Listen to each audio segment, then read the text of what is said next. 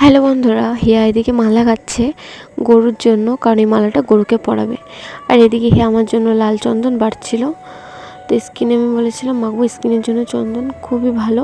তো আমি মুখে মেখে নিচ্ছি। লাল চন্দন তো খুবই ভালো মাখা, চন্দনই ভালো, মুখের স্কিনের জন্য অনেক উপকারী। তো যাই হোক, এই দেখো গরু চলে এসছে, মানে মাঠে ছিল, ওখানে গরুটাকে নিয়ে এসছে, বরণ করবে দিদি। বরণ করে এখন গরুকে ঘরে ঢুকাবে, কারণ মানুষ ঢোকার আগে নাকি গরুকে ঢুকাতে হয় ঘরে, পুজো হয়ে যাওয়ার পর।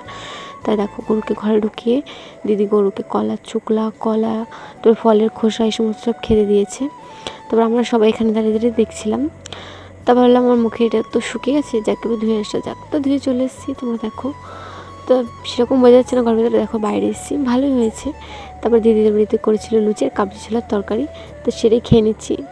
দিয়ে দেখো বলছে হেব্বি হয়েছে। হ্যাঁ সত্যি খুব ভালো হয়েছে। লুচি কাবলি ছোলা দিয়ে তরকারি খুব ভালোই লাগে। যাই হোক, বাইরে না খুব ক্যাচর ম্যাচর হচ্ছিলো। তারপর বাইরে যেয়ে দেখলাম পাড়ার লোকরা রথ টানছে।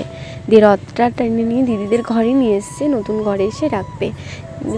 জগন্নাথের মাসির বাড়ি, দিদির বাড়িতে দেখো এখানে রেখেছে। তো ভিডিও পর্যন্ত, বাই বাই।